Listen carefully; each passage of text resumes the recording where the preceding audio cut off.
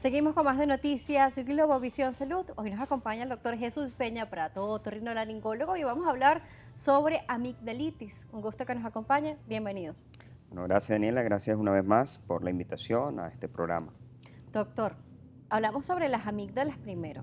Lo hemos hablado en otras oportunidades, pero vamos a recordar cuáles son sus funciones. Bueno, mira, las amígdalas existen, amígdalas, no solamente las amígdalas que todos conocemos que están en la parte posterior de la faringe, a los lados del paladar, sino las amígdalas es un conjunto de un tejido llamado un tejido linfoide y de ese tejido existe a nivel de la rinofaringe, es decir, en la parte posterior de la nariz, que es lo que conocemos como adenoides. Entonces las adenoides también son un tipo de amígdalas.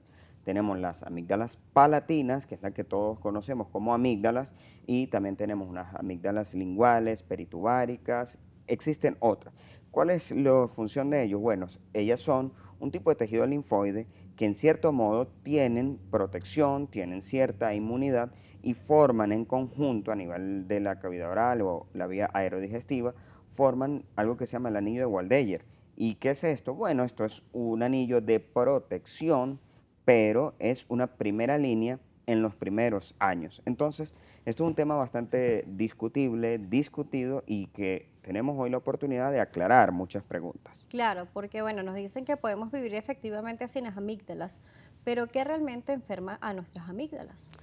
Al ser la primera línea de defensa, cuando un niño nace, por supuesto, tiene ciertos niveles de inmunidad o ciertos órganos que protegen de ciertas infecciones. Entonces, en la vía aérea superior están estas amígdalas, tanto todo este componente que es el anillo de Waldeyer, que son una serie de tejidos linfoides llamados amígdalas y en diferentes zonas tienen otros nombres, pero para que todos nos entendamos, adenoides, amígdalas. Entonces, cuando pasan las bacterias, virus, etcétera, estas producen ciertas sustancias protectoras, como algunos tipos de inmunoglobulina, y defienden al niño en los primeros años de vida de muchos tipos de infecciones.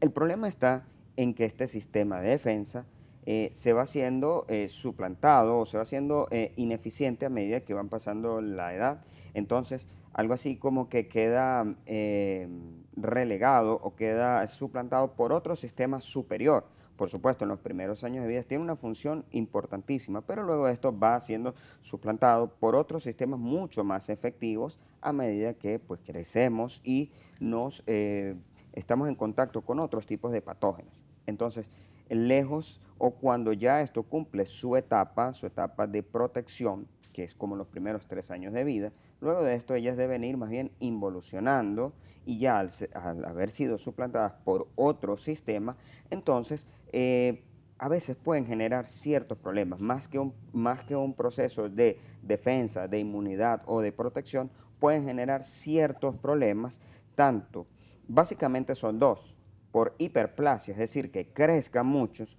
o porque presentan problemas de infecciones a repetición. Entonces, básicamente existen otros, pero estos son los dos grandes bloques en los cuales ellas, o el sistema de amígdalas, pueden generar problemas. Por supuesto. Vemos los niños, como nos dicen, sus primeras etapas de vida son sumamente importantes, son mecanismos de defensa, nos ayuda incluso a proteger nuestro organismo, parte como ese sistema importante. Los niños normalmente, por curiosidad, por sus dinámicas, empiezan a introducir objetos de muy pequeño a su boca, sean juguetes o sean instrumentos que a veces consiguen, o incluso en la misma escuela, los lápices, los creyones, algún instrumento que van colocando en su boca, que incluso a veces los adultos hacemos estas prácticas que no son tan sanas. Y esto puede ocasionar entonces esa inflamación, esa amigdalitis. Sí, claro, todo lo que llevemos a la boca puede generar algún proceso infeccioso. En las amígdalas, en específico, existe algo llamado unas criptas. Y esta entidad es muy importante. Las criptas son como esos huequitos que vemos que están en las amígdalas. Entonces, esos huequitos o esas criptas están allí para hacer un trabajo más efectivo cuando el patógeno pasa. Entonces, ellas se quedan allí y se empieza a producir el proceso de defensa. Y estas criptas incluso son un problema en la edad adulta porque allí se va acumulando incluso la comida y son esos tipos de amigdalitis gaseosa que generan mal aliento en el adulto, son ese tipo de amigdalitis que nosotros vemos, oye, las personas siempre tienen como unas plaquitas en las amígdalas, entonces en la etapa adulta también tienen ciertas implicaciones. Por supuesto, por acá Vicente nos dice, lo más efectivo es suplementar a los niños con el calostro. Bueno, es esa primera sustancia que sale al momento de amamantar al bebé. Eso sí nos ayuda a una inmunidad totalmente. Totalmente, es lo mejor.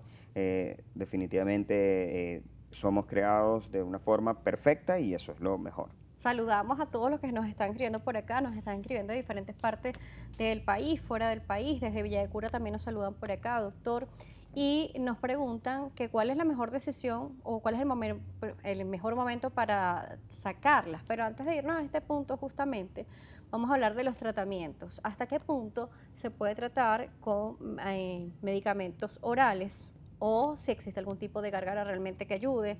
Y vamos a hablar un poco de los mitos y realidades antes de irnos a la extracción de las cordales, ¿le parece? Claro, mira, el tratamiento médico es un tratamiento definitivamente muy bueno hasta cierto punto. Cuando por lo general las amigdalitis agudas, sobre todo en los niños, son de origen viral, entonces es importantísimo no automedicar o no medicar al niño con antibióticos. Por lo general, no vamos a nombrar el tipo de antibiótico Claro. porque no es lo que compete a este programa, pero sí hay muchísimas personas que apenas el niño tiene un proceso agudo, entonces le dan un tipo de antibiótico por un esquema que no es el adecuado y en la mayoría son virales. Entonces lo que estamos haciendo es una resistencia bacteriana. El tratamiento médico es indicado principalmente, obviamente, por un médico que esté facultado para saber si es la amigdalitis de tipo viral o es infecciosa de tipo bacteriana, que en este caso sí necesitaríamos algún tipo de antibiótico. Sobre las gárgaras, yo en lo absoluto recomiendo gárgaras porque esto se ha demostrado que por el contrario puede irritar un poco más y ser mayor el estímulo para que se irrite más esta área faríngea e incluso propenso a mayor tipo de infecciones.